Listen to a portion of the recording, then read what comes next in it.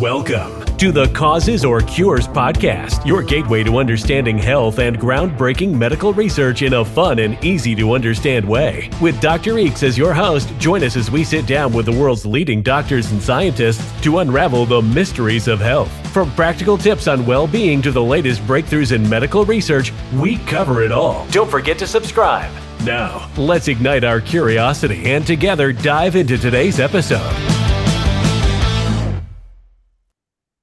Hello, everybody, and welcome to this episode of Causes or Cures. I'm Dr. Eeks, your host, and thanks for joining in. So, the weight loss drugs, I know there's a lot of strong feelings about them, but they are here to stay. And, there's a lot of questions about them still, right? So, here's one question. What if your genes could tell doctors whether a weight loss drug will actually work for you or just give you side effects, like feeling nauseous? Today on Causes or Cures, Dr. Acosta from the Mayo Clinic is back. Last time he was here, we talked about his groundbreaking discovery that there are different types of obesity. So not everyone should be treated the same way. We've talked about this trend happening in medicine, precision medicine, where they're starting to tweak treatments to be individualized, which I think is probably the way to go. We've seen it in psychiatry, and maybe we'll see it in public health one day, precision public health. Anyhow, this time we're diving into his new research that uses genetics and machine learning to predict which patients will respond best to obesity drugs like Wegovy and Zepbound, and who might end up hating life with side effects, right? Nobody likes side effects. We'll also get into something everyone can relate to. That mysterious point where your brain finally says, okay, I'm full, you're full, stop eating. Why do some people feel full quickly while others could eat the whole buffet and still go back and eat more and still go back and eat dessert? Like, why is that? Dr. Acosta's work here, when we feel full, when we're satisfied, could change how we understand appetite itself. It's precision medicine meets the weight loss revolution, and maybe a step toward understanding why our bodies behave the way they do, right? Can your DNA guide your doctor before you waste time, money, or hope? Well, let's find out. Give me a few seconds while we connect to Dr. Acosta. All right, everybody, we are connecting with Dr. Acosta, and we're going to talk about the very popular weight loss drugs and side effects and how perhaps they can predict who will have side effects, which is certainly interesting to a lot of people. But Dr. Acosta, thanks so much for being here. And do you mind just giving a brief overview of who you are and what you do? Yeah, absolutely. Thanks so much for having me today, and I'm quite honored to be here with you. So, my name is Andres Acosta. I'm an associate professor of medicine, consultant in gastroenterology and hepatology at the Mayo Clinic in Rochester, Minnesota. I've been doing work in obesity for now almost 20 years, thanks to NIH funding. Work a lot with industry, a lot of the companies who are bringing these new medications, as well as foundations, all trying to find out who is going to be the best responders for these interventions or who will not respond. And now moving towards what you were mentioning in the introduction, who might develop side effects to these medications.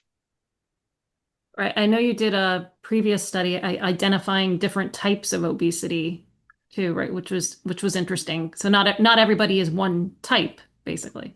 Exactly. Not everyone has the same type of obesity.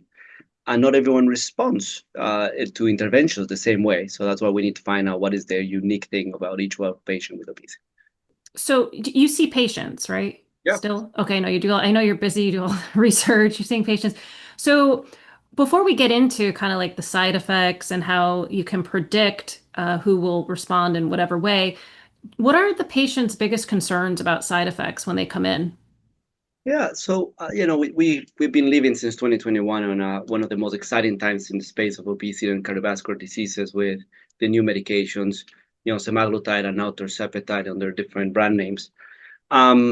But a lot of patients are also hearing, the side effects of this. We know these medications are not benign. They come with up to 70% risk of GI side effects, particularly nausea, vomiting, diarrhea, or constipation. And a lot of patients actually are, being exposed to this are so severe that they ended up in the emergency room. A recent publication of real-world study showed that up to 13% of people have to visit an urgent care or an emergency unit because of the side effects. So patients have that concern in the back of their minds. They're seeing on their friends and family who are taking the meds, and they come asking, Doc, should I be one of them? I will say those are the most common questions that we get from patients.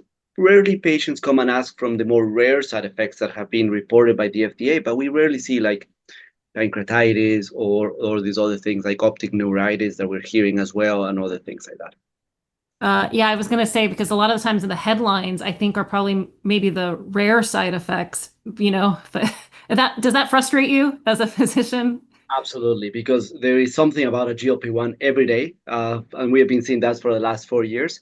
And it's common that either the patient that day will say, I just read this yesterday, or your patient that you've been treating for many years. I have patients that are over a decade on GLP-1s who come and say, I just read this on the news. Should I be concerned? And I'm like, no, those things are super rare. You're doing great. Don't worry about it, right? But it happens, and a lot. Yeah, the headlines are kind of looking for the clickbait. So your new study or recent study looked at genetic markers to predict who is more likely to experience side effects. So can you walk us through what you found in as plain language as you can? Yeah, I'm going to try to simplify it, but as I said before, up to 70% of people have these GI side effects, particularly nausea is the most common one. So what we need to understand why people get nausea with these medications to start with, and it's because these medications are the way that they work is they go to our brain from our gut to our brain, these hormones that we have in our body, GLP-1 particularly, and they tell our brain to feel full. But if any of us have continued to eat while we feel full, I like to explain that as Thanksgiving night fullness, we start feeling a little bit malaise, right? I just ate too much. I feel like super full, and you cannot see my hands, but usually our hands goes to our belly, and I'm like, I ate too much. I feel full. If we'll continue to eat, that fullness will turn into nausea, and that nausea would eventually be turned into vomiting, right? That is the process of this, and all that is driven by these hormones. Now, what happens when we get these hormones in the form of an injectable peptide, such as semaglutide or tirzepatide, or many of the other that are in the pipeline for studies? We're giving very high doses of these hormones to our brain and our gut are saying, I'm feeling full, but then sometimes I feel too full, and then we feel nauseated. So if that's how people are feeling these side effects, and we're just going a little bit too far on the fullness, and that's why we do these slow titrations, we need to understand why some people report more severe side effects and why people, or more nausea and vomiting, and why people do not report them. So we've been studying this over the last decade. And the first thing we do, and why we started working with this, is because we were able to build first a test, a biomarker, that tell us who will feel nausea, who will feel full, sorry, just talk about fullness. This test, we predict calories to satiation. And with this test, we can tell who have high calories to satiation, who have low calories to satiation. And those people with low calories to satiation respond better to these GLP-1s. So why do I'm sharing this? This paper just came out on cell metabolism, and is the test that we're using to predict who will respond to the GLP-1s. That is already commercially available in a company that a conflict of interest licensed the technology from my lab, and now that test is called MyPhenom test, right? So predict who will respond better to the medications for obesity. So we took the same test, and knowing that nausea is just the next step after we feel full, we said, can we use the same test and predict who will develop nausea? So what we did is using machine learning, we modify a little bit the test behind the scenes in order to give a little bit more weight or a little bit more importance to the genes that are in our brain that are close to the nausea centers. And looking into those genetics, plus machine learning, plus artificial intelligence, combining those two, we were able to build a calories to satiation test that is modified to predict nausea. So this was very interesting. And then we tested that model in a study of people who were treated with liraglutide, the first generation GLP-1, versus placebo. This was a randomized placebo-controlled trial. So we did a post-hoc analysis. So basically, we took that data and study. And turns out that with our test, we can predict that if you're test positive, you're 68% likelihood of getting nausea versus only 30% if you're test negative. So what we learned from this test is that this same pattern of fullness, nausea, vomiting, we can use the same test for fullness, now move it a little bit farther to nausea, and use that test to predict who will develop nausea. So now, in the future, when this test gets through the process of being licensed and then commercial, Right. we hope that patients who say, I really don't like to feel nauseated and I hate to vomit. And pardon me if anyone is listening to this while they're eating. I really hate to vomit. Then we can say, well, there's a test to help you whether you have side effects. But also for people who are a little bit more fragile, right? Who might, we don't want them to get dehydrated from vomiting, and they might tip them over if they have kidney disease or advanced heart disease. We might say maybe we should just for safety see whether you're going to have side effects or not, and then do a more gradual, either a slower titration of the dose, or consider another medication that might not give you nausea and vomiting.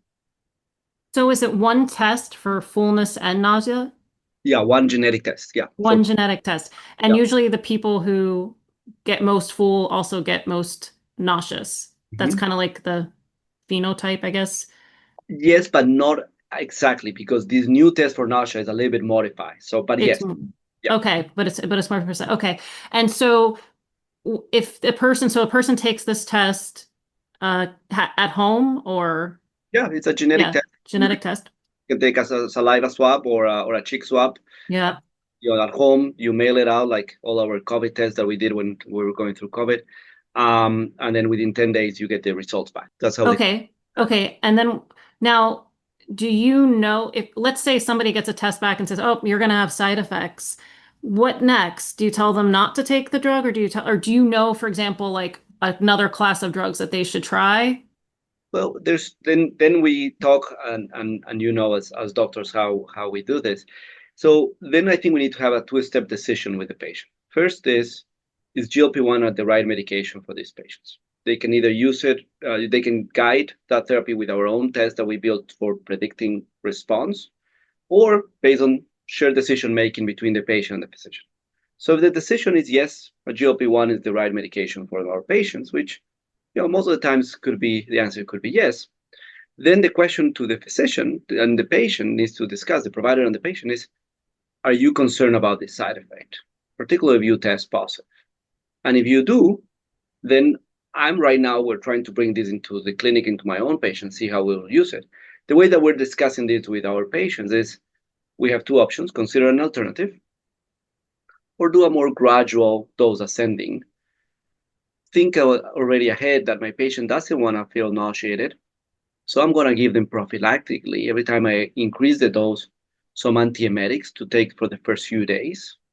And I'm going to be a little bit more proactive also with a nutritional support, because we know that if they go to a liquid meal, particularly the day before the dose, the dose escalation, and the next 2 days after the dose, they will have less symptoms. So it's a little bit of now using the art of medicine of managing my patients, knowing that first, they don't want the side effect, and second, they're more likely to have it.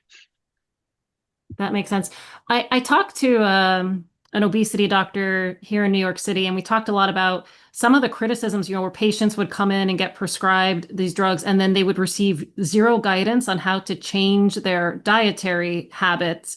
And, they didn't know what to eat. And I feel like that might play a role too, right? Like, because you can't just eat whatever you want. There might be that notion in the public, but you can't, right? Because it's not like that miracle of a drug. I like to say this drug is not making the calories being evaporated from your body, right? It's not a miracle drug, it's not a magic pill or a magic injection. What these drugs are making you is they're making you eat less. So in some people, they just do it, you eat less, you lose the weight, and it's great. Some other people, might still feel the effect of fullness, but they might go around that, and because they're not doing the right diet. So because we knew the diet was extremely important, and we were aware that a lot of physicians wanted to start managing their patients with obesity because they should. Um, last year we launched the Mayo Clinic Diet book companion program. So it's a book that tells us about how we handle the GLP-1s, how we handle not only GLP-1s, but all the anti-obesity medications, and what diet we pair with them. So going back to the explanation about fullness, nausea, and vomiting, we know that when you're in that line of fullness, nausea, and vomiting, one of the best first line of treatments is just going into a liquid diet. Let your stomach rest, and let your stomach empty faster. So we put that in the book, and that's something we have been recommending in gastroenterology for patients who have also nausea and vomiting and with a slow gastric emptying. So the same recommendation should be for patients with GLP-1s that have a low-calorie liquid diet the day before your injection and then for the next few days. That's the best way to manage the symptoms until we will know who will develop the symptoms. So getting back to fullness, because I think everybody can relate to that, like, oh, I'm full. And you might be eating next to someone who's like, I'm full. And you're like, oh gosh, I'm not. I can eat like a whole other hamburger or whatever. Um, and that, how much does that vary in your experience from person to person, like Yeah. that fullness? And what is the mechanism, as easy as you can explain it, behind that? So it varies significantly among patient to patient. That's what the publication we just had this a month ago in Cell Metabolism. We're all different, and there's people exactly the same height, same weight, and we different amounts. That variability, that difference that we have, has a very strong genetic predisposition, and that's why you might see it a little bit closer in family, maybe siblings or parents and their kids consume similar amounts of calories before they feel full. So there's about the genetic explanation of that is close to 70%. So there's a 70% contribution of your genetics to tell you how much you're going to eat in one sitting. But that's a huge variability among us. So it turns out that when we look at all these things and the variability of our sensation of fullness, sex is the most important biological factor. So women and men are different. Even when we adjust for height, being the same height and the same muscle mass, women and men consume difference. Now, is that something because we have been ingrained by our influence of behavior and environmental, or is really because biologically we're different? I don't have that answer right now, but we're trying to find that answer. But then besides that, it's just the genetics. So we bring 1,000 people to the lab, we feed it the same meal, and we will see that some people are eating 400 calories, some people eat more than 3,000 calories. And I'm talking food in a lab, in a clinical setting. I'm not talking a fancy restaurant with delicious food in New York City, right? So it's a huge variability. And it matters a lot because it tells you when you're going to eat and how much you're going to eat. And then why that happens. That was your interesting question. And that's when we try to explain how our body works, how we feel full. It's very simple. I'm going to simplify it. I don't think it's simple, but I'm going to simplify. When we start feeling hungry and we find food and we start eating the food, we all start eating the food and eventually we all stop. Very few people can just continue eating and eating and eating. Eventually will stop. And when we stop, it's because there's two things happening. First, our stomach is being distended, and that distension of our stomach is sending signals to our brain through the vagus nerve, which is sensing that distension of the stomach. And that is going to our brain, and the brain is saying, I should stop eating, I'm feeling full. So it's just simple distension of the stomach. To the point that a physician, Walter Cannon, in 1912, brought people into the lab, inflate a balloon in people's stomach, and doing x-ray, they said, what do you feel? And they said, I feel full. So no calories, no food, no chewing, just a balloon in the stomach, and people say, I feel full. Yeah. So that was a very interesting observation, more than 113 years ago.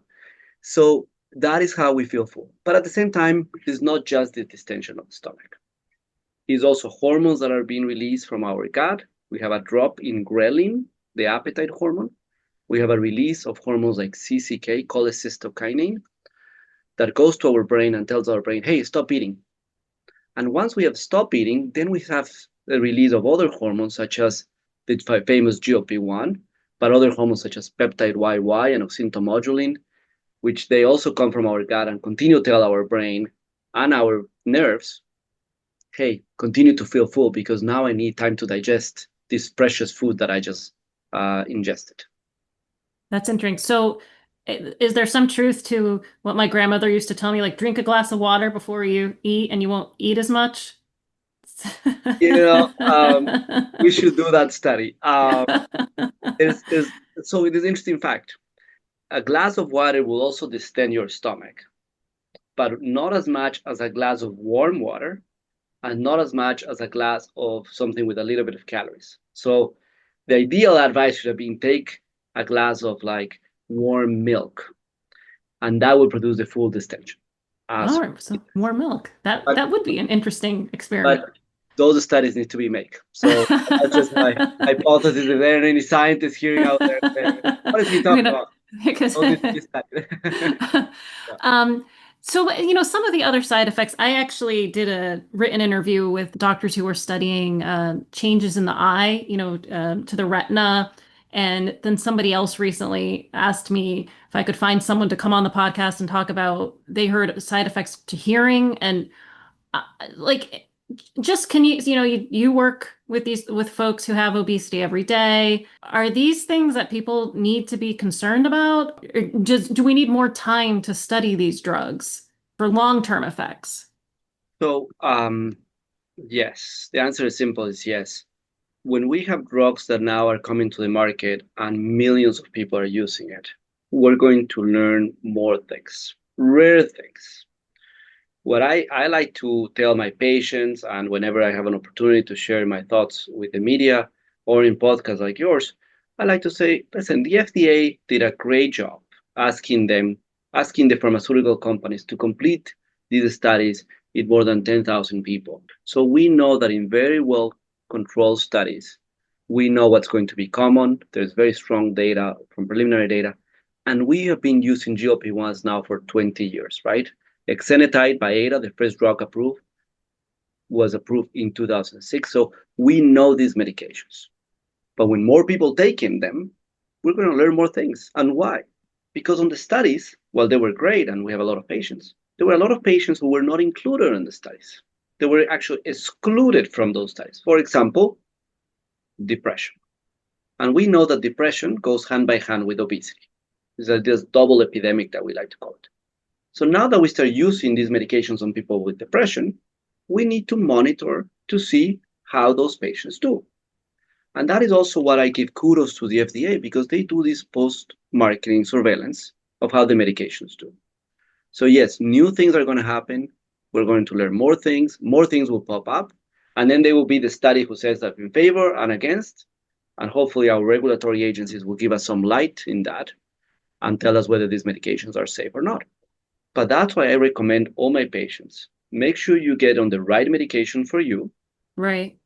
Make sure you take it at the right dose, and make sure you start changing your behavior, because we need to also start indulging in changing things positive, not thinking that the medication will change your life forever. But we can take this opportunity of the weight loss we're achieving with these medications or with surgery, to start changing those behaviors, to really fight out our biology with our own behavior. So hopefully, if this medication is to be discontinued, we don't regain any weight. But the problem is that most of the people, either because of our biology or because lack of changing of behaviors, which can be together, regain all the weight when the medications get stopped. So they have to pretty much stay on them. And if they want to stop them, or if they stop them, the weight comes right back on pretty fast. That's what we have seen, that within the next 3 months, you start regaining significant amount of weight. And it goes back to your biology. You got that sensation of fullness, that satiation that was holding you tight with the medication, let go, and now you can eat a lot more calories in one sitting and in between meals. Right, so right. What is the youngest patient population that you work with? I only work with adults. Adults. So, yeah. And so these drugs, what is the lowest age, just for our listeners, that they're approved for? I think it's 12 years old. That's what I thought. I was going to say 12. Yeah. But So I don't know. I know there were some studies doing in 4 years old and older. Like we have this other medication called setmelanotide. It's a melanocortin 4 receptor agonist for people with monogenic obesity. They are approved for older, but I think for semaglutide as well as for phentermine topiramate, it's another medication. Both are approved for 12 years and older. 12 years and older. So, Yeah. and I know you've mentioned, and I want to talk to you about this, that obesity is an epidemic of our century. The CDC called it an epidemic in like the late 1990s, but it starts in kids. So I was curious, where is the field going? Like, are they thinking about treating kids who have obesity, younger than 12? Because obviously you see it in those populations, and we've seen increases and increases over the years. Nothing is decreasing. Or is there more of a focus in that population on prevention? I'm just curious about if anything is in the works for the child population. Yeah. So I think when we're talking about obesity being at the epidemic levels, we need to tackle from all fronts, right? So CDC, our government is doing great things. I think it could be done more. And I'm hoping that, one of the things that I find quite positive from this administration is the concept of improving our nutrition and making America health again. So in that aspect, I'm supportive of Secretary Kennedy, as I think we need to look first our prevention. And food is key. Yeah. There's a lot of things that we're eating in the United States that the rest of the world said, we're not going to feed our people. And I'm extremely optimistic that a lot of our companies, our food companies, have already said, yeah, we can take them out. We should be taking it out. Let's take it out. And they did, without any major regulation or anything. They just took out a lot of things that they have already taken out in for example, in Europe. That's, I think, a huge win. So improving our food quality, we talk about ultra processed food, is a must, and that will help us with prevention. And that's food that we're feeding our kids, and we're eating as well. So prevention is key, and prevention will help everyone, those with obesity and those without.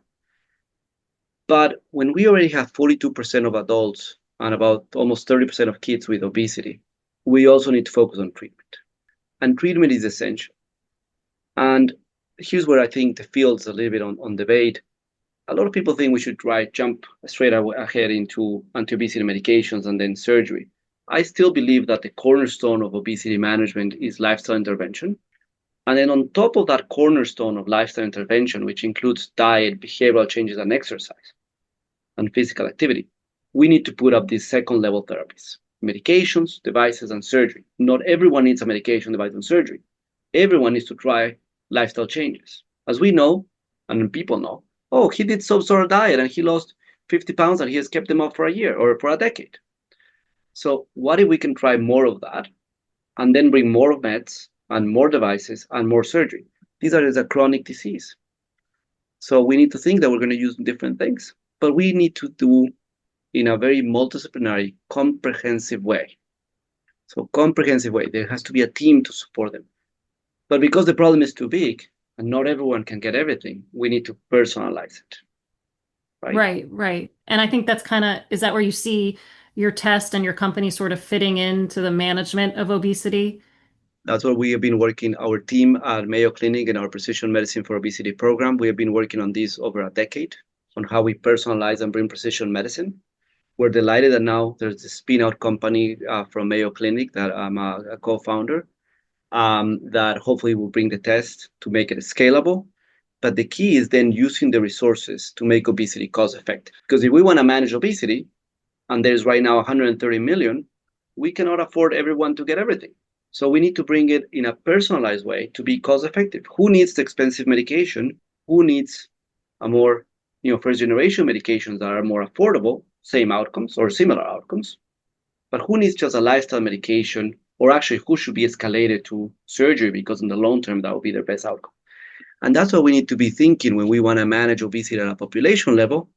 Yeah. So at the individual level, because if it's my pocket or my insurance pocket, I want to know whether I'm going to respond.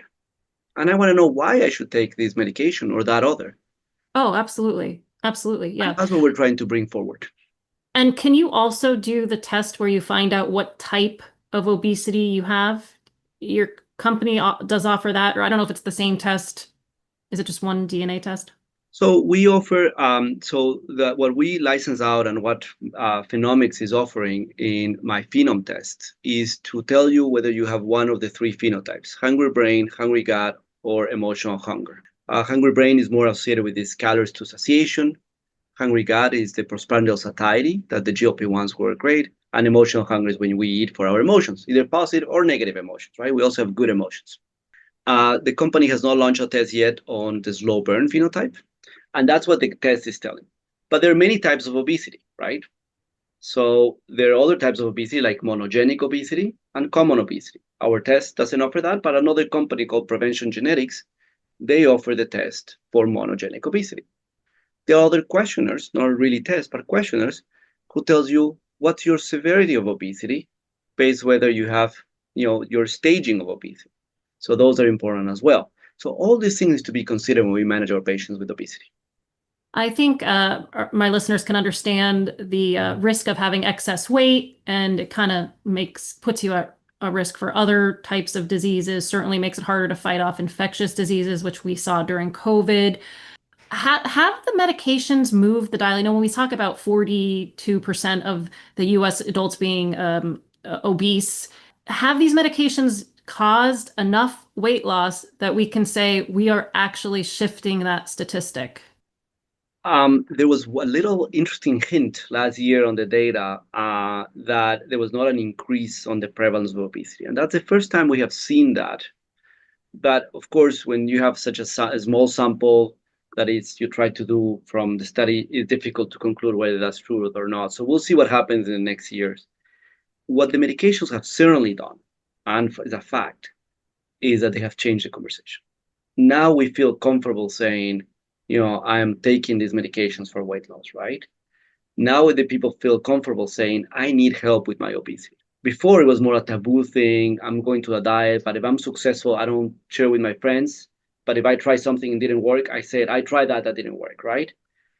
So I'm really happy to see that's now over the table conversation, and more people want to engage on weight management, in serious weight management led by physicians and providers.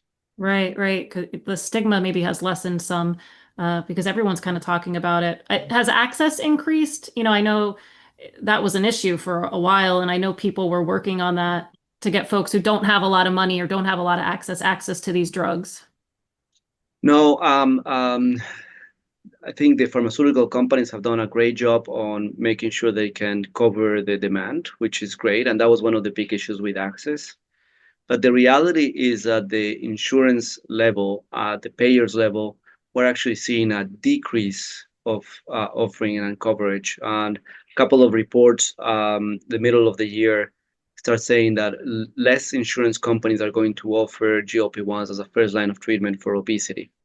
It's disappointing, but also understandable because it's quite expensive. So we will have to find new ways to make this obesity management being cost effective.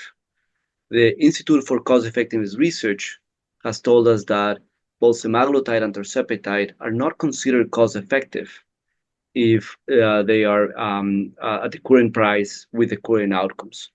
And that's where I think better selection of patients would help. That's where I think that trying to really put these medications in a multidisciplinary program, in a comprehensive program to improve the outcomes will help. And also making sure that physicians understand that if the patient is not responding, we need to switch them to another therapy, and those other therapies might become more cost effective.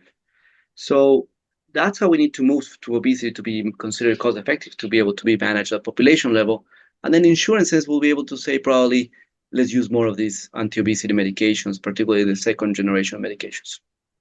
Okay, so just to emphasize, they won't pay for it as a first line of treatment, meaning you have to try something else first. Is that lifestyle modification? It's difficult to know because each insurance company will have their own things, and the report that mentioned that did not highlight what the companies exactly are going to do. Okay, so it's do you ever get frustrated with that? You want to give somebody a drug and then you're like, oh, now I have to like jump through this hoop over here. All the time. We can talk another hour about that. me and you and every single physician and provider knows how it is to deal with prior authorizations and all these things. And it's I don't know. I don't know. I don't want Yeah. to say that's how it is, but it is how it is. Yeah. Hopefully, it will improve in the future.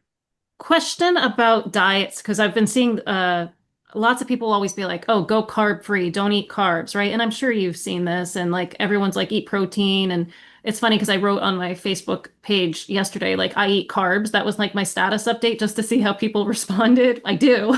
But, it was interesting because some people are like, whoa, that's bad, like, because carbs are bad. And so, like, I'm just curious, what are your thoughts and all that and your experience with folks who are like, I cut out all the carbs and I'm only eating protein and doing great. Yeah. So I allow my patients to decide how they want to take, or which side they want to take in this carbs versus fats war. To use that thing, I think most of the people, either you're in one side or the other, and then you need to argue against each other in a very dogmatic way.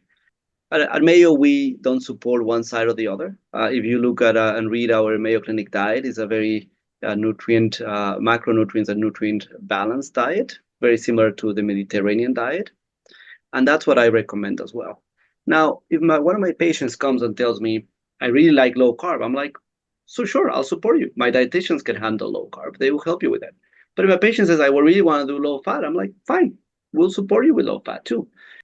But what is interesting what you said is we have been in this war of carbs versus fats for the last 30 or 40 years, right? I don't think there's a winner. I don't think there will be a winner. But we're seeing that the third macronutrient is coming to the equation, protein, right? And we're hearing more and more protein. If you read our Pheno diet paper that we put out there and what it entails, it actually contains more protein. So I think protein is something that I don't want to say has been ignored, but people are starting to pay more attention to it. A little bit because of this protein and muscle mass and the GLP-1s, but also because people are thinking, I want to be eating more healthy protein. So I think protein is what is trending right now, to use that word. But at the same time is what we need to pay more attention. We should be eating healthy protein, the right amount of protein. As I like to say, if you're eating a lot of protein, your kidneys are doing a great job getting rid of it. So Mm, if you overdo the protein, you're also just wasting your money. And just, because usually protein is more because expensive. your kidneys are getting rid of it. Yeah, kidneys will just, flush it out. Yeah. But if you do protein with exercise, and particularly with resistance training, then you're going to see more success from it. So I think it's interesting what we're seeing in the space of protein. And I think the next frontier on diets is, and a little bit biased towards what we're doing, but what other people are doing, like a dear mentor and friend Jose Ordovas talk about chrononutrition. When do we eat and what do we eat at that time? So maybe we need to have, carbs more in the morning and less carbs in the evening. What kind of protein? For example, we were saying in our paper, we show that if you have a protein snack before your main meals, lunch and dinner, you actually feel full longer. And that's from work that is coming from University of Adelaide, Michael Horowitz and his team in talking about this protein preload, a snack that is consistent more of protein, as most of our snacks sometimes are just carbs, right? So For sure. very interesting things about thinking about how we use protein to enhance the sensation of fullness and also the other two macronutrients. Maybe a protein basket instead of a bread basket before dinner. Right? Absolutely. You always get Uh, bread before. Absolutely. Actually, there's a couple of good studies that bread should be last instead of first. So, maybe we should just leave the bread for the end with the I cheese. mean, do you think there's truth though to like stop eating at a certain time or does it really matter like more in terms of what's your personal lifestyle but like if you haven't eaten all day and then you want to eat at night, is that going to do something different to your metabolism versus, you know, eating 3 meals a day before 5 p.m.? Yeah, so I tell something to my patients that when I say it in podcasts and in panels, sometimes other colleagues jump at me. I do believe in calories, and calories for me go first because we are at the end of the day we're a machine. We burn an X amount of calories. We need X amount of calories to survive. So we will never get to a healthy weight if we think I'm eating 3,000 calories of whatever super healthy food it is. So to me, first is, what is the size of your bucket?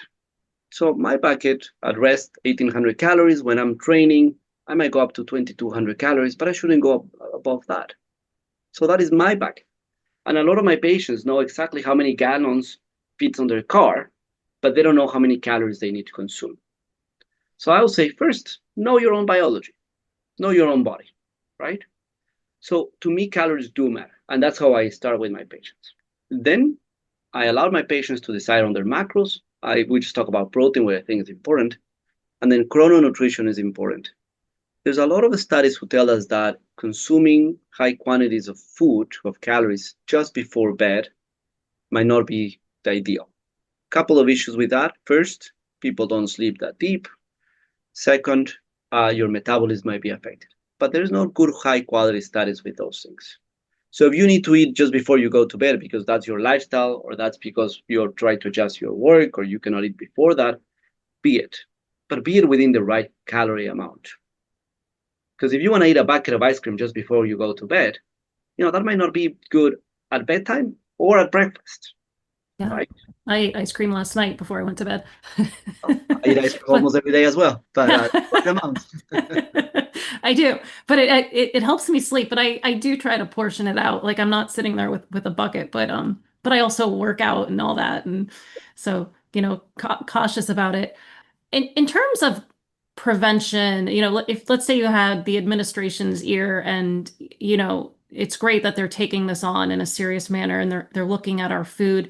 Is there anything that you would tell them like, hey, maybe you want to look at this or, something specific in the food or some other type of lifestyle, trend or something that our culture does and that, we're like, hey, maybe we can improve upon this and get our rates of obesity down?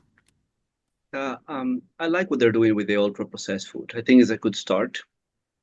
I would also like to really them support nutritional research, high quality nutritional research.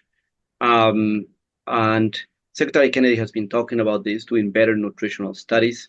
As an NIH funded physician and scientist, I would love to see more funding towards nutrition. And when we get more funding towards nutrition, I would love the administration to support other initiatives such as the one has already been ongoing, the Nutrition for Precision Health, which we're trying to see what diet we should be eating based on our own biology or microbiota. And then I think it's extremely important that we start thinking about, what is all these additional things we're adding to our food? Is it better to eat sugar versus high fructose corn syrup versus stevia versus any other artificial sweetener, right? I think those questions need to answer in a high level population so we can really, answer these questions. Which one is helping me the most? At the same time, I think it's very important that we educate not only our kids in the schools, but also adults on what is a healthy diet, what is a healthy nutrition, and try to explain to them why is the importance of having a healthy weight. As you know, many people don't think obesity is a problem until they come with their first heart attack or they are diagnosed with, very advanced diabetes.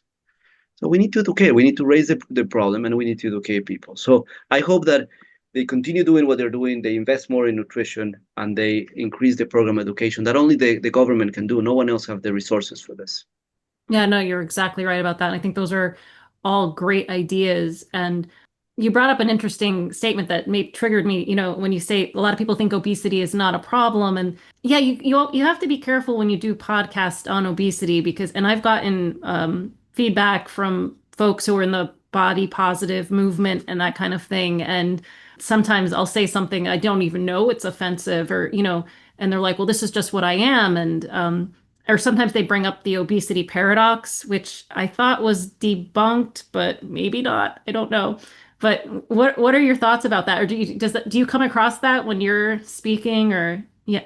I have been in many panels with many experts who support and accept obesity at all sizes or weight at all sizes and the obesity paradox. I think we have enough data to know that your body weight and your percentage of body fat is associated with living less. So you die sooner based on your weight. So that's a fact. And there's study after study that shows that obesity is associated with overall mortality. Obesity is associated with type 2 diabetes, heart disease, and all these things, right? So it's okay. If they say, I want to be, I want to accept my body as it is and just prevent, the obesity related diseases, that's okay. We cannot force anyone to try to lose weight. They just need to be aware and again, educated. That's all I'm saying, that obesity is a risk. Whether they want to call it a disease or not, I don't think any of us or any of the people who are on this other camp might say obesity is not a risk factor. Okay, so if we all agree that obesity is a risk factor, people can decide what's their body weight and how they tackle that problem. I like that. I think there's a lot of sensitivities, and I think there's a lot of different issues that sometimes we just need to move on. But we also need to accept who we are. If someone doesn't want to address their body weight or they're happy where they are, let's put it that way, we need to let them be. I will hate that the government or the doctor says, you need to lose weight. No. If the patient is okay where they are, we need to let them be. So that's why it's something that needs to be started by a patient. We just need to educate our patients. Right, right. Yeah. No, I like that. I also like how you called it a risk factor. So do you not call it a disease? I know that's been like a massive debate, but I call it a disease. Oh, you do call it a disease. I call it a disease because Okay. if we don't want to call obesity a disease and just a risk factor, we need to go and change maybe 20 other diseases and just call them risk factor, starting by type 2 diabetes and hypertension. And we can keep going, hyperlipidemia, right? They're all risk factors. We can call them a disease. We can all call them a disease, and that's how it should be. All right, right. So if somebody wants to try your test right now, if they're considering getting on this drug and they live in, I don't know, New York, California, they can go to your company website and order it right now? Yeah, they can go to the myphenomtest.com and order the test. The test is by a provider, so they'll have to reach out to their own provider. Right. And then the provider can put an order. So you need an order from a physician. The test right now is not available in New York because of New York regulations. So that's something important for your listeners to know. But hopefully we'll be there soon. All right. Well, I'm in New York, but so there are a lot of New Yorkers who listen to the podcast. So I know. Okay, I didn't realize. Okay, so because of regulations, you can't. Yeah. Okay. Oh, Yeah. all right. There's an extra step to get a license for diagnostic tests in New York City. Everything's tougher in New York. I know the company's working on that. Yeah. Okay. And but the diet information in the Mayo Clinic book, the diet book, can someone just get that from the website? Yeah, that you can go to Mayo Clinic Diet and then just order the book or sign up for the online program. Do you have recipes in there too? Tons of recipes, both for the Pheno diet as well as for the Mayo Clinic diet. I like that. I might, yeah, I'll look that up. Just as long as they're simple recipes, because I don't cook a lot, but super simple. Easy. And what oil do you use, may I ask? Yeah, I'm an olive oil person. So am I. I like the taste. I have been using it all my life. That's how I raise. So so I continue to use it. So olive oil. Okay. Well, there's that whole debate about seed oils, which is a whole other podcast, but people feel very strongly one way or the other. But olive oil, I think, has been kind of just wearing like this halo the entire time. It always looks so good. Yeah, olive oil is just there in the middle when we start looking at the properties of oils. Just sitting there in the middle usually is the most healthy one, has the most evidence from different studies like PreDiMed. Right. And I like how it tastes more than anything. Yeah. Well, it's interesting. I just want to, we have a couple more minutes here. I did talk to a doctor in the Brooklyn, New York, and she works with a population that's Jamaican. And she was like, and she's like, what diet do you follow, Erin? I'm like, well, I mostly eat the Mediterranean diet. Like that's where most of the studies lie. And she made a great point, which is like, well, don't you think that, people who may not be drawn to the Mediterranean diet, like, don't you think that there's healthy foods and the types of diets that they follow, and that, the Mediterranean diet just kind of had all this research on it, but maybe it's not for all populations out there. And I just thought it was a great point, you know? I agree, and the way that I preach absolutely everything is there's no one size fits all. The Yeah. Mediterranean diet is not for everyone. There's the GLP-1s will not be for everyone. Surgery is not for everyone. Yeah. To find what is healthy and what is the good things in each one of the diets, and what are the bad things, and exclude them. Right. Yeah. That is the process of doing rigorous studies to find out what will help the individuals and what will not, and that's what we need to do. Right. Yeah, yeah, I think so. Like what a person will eat, because a lot of diet is preference and cultural. That gets lost, in the research. Like, is this evidence-based? And like, well, if a person's not going to eat it, like, So I always say, if you start by the diet by saying you need to eat lettuce and people hate lettuce, we're, yeah, we're failing from the start, right? yeah, yeah. Like if someone told me, Yeah. yeah, eat So lima beans, I'd be like, no, I can't stand lima beans. Oh. yeah, root beer for me. So I'm telling you.